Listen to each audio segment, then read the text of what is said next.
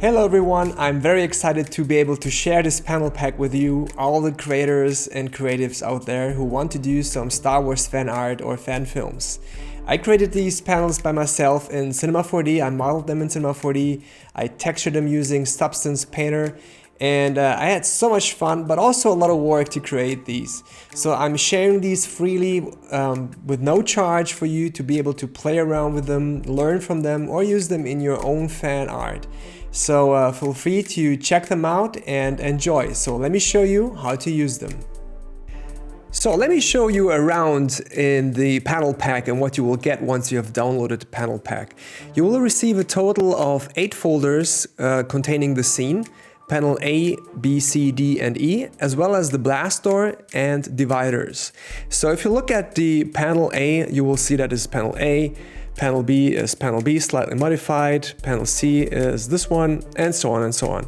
And each folder contains the C4D file that is preset to be rendered in Redshift, as well as an FBX file that you can use in your tool of choice.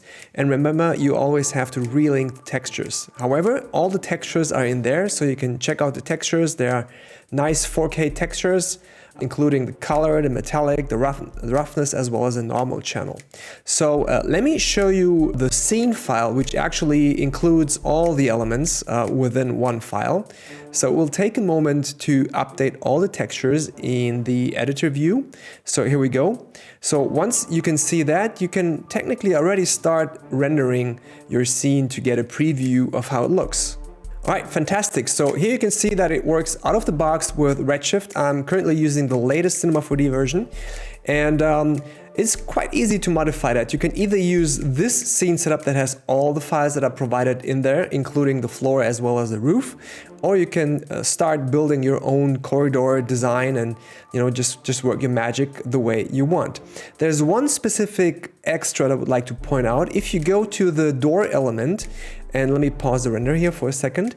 If you toggle that open, you will see that there is a door element that has a specific controller. My friend Chan Eduman built this espresso setup for me, which allows user data input, so we can easily open and close the doors just with this slider. So if we go back to the first frame, we can hit the keyframe here to have it closed.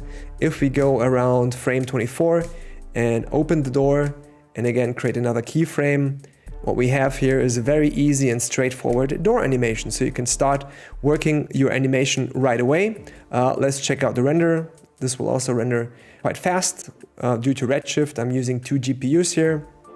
And of course, I can move the camera freely any way I like. I can reposition it to get a slightly different angle. And you can be very flexible on how you lay out everything.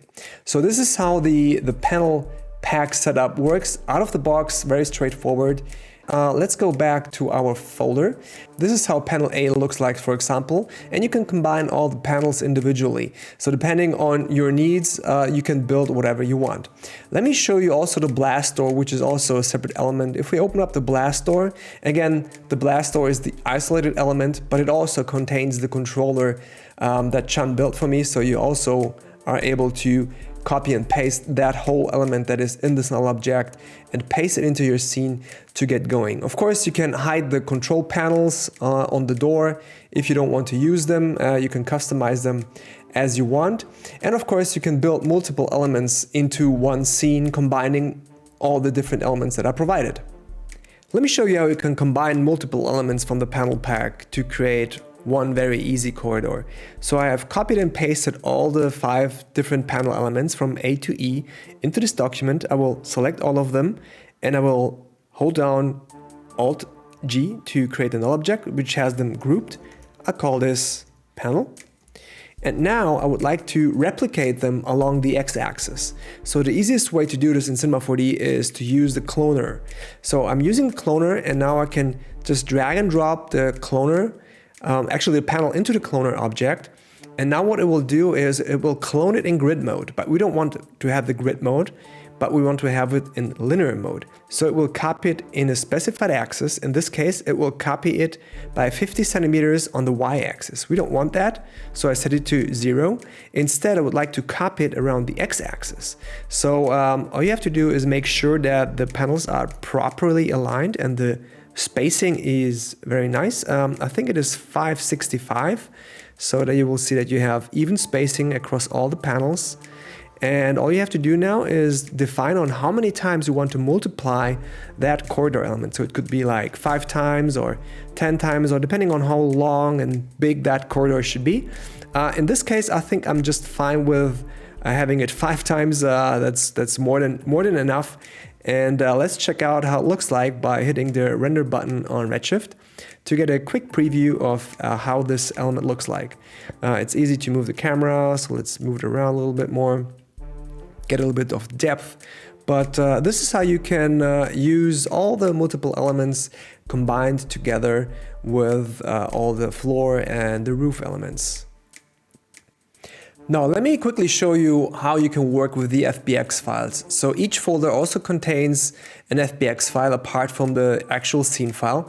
But even if I open up the blast door file, you will technically see how it will look like if I open this up in Cinema 4D. So here you go with the actual file as an FBX, and don't mind the back or the sides. The sides look ugly, and there's no way these files are perfect by any means. But you can of course go ahead and use that file in your DCC application of choice. If you are not using Cinema 4D, that's totally fine. You can import that as an FBX.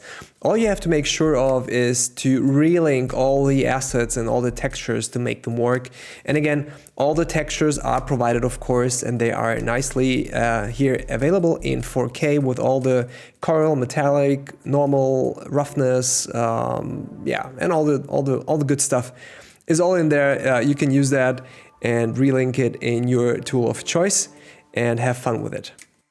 Thank you so much for hanging in there and watching this mini tutorial about how to use the panel pack. Again, I had a blast to create these, and I hope they will inspire you or help you in your creative process. And I'm sharing these freely as a token of gratitude and appreciation for all the love that I received after releasing E11.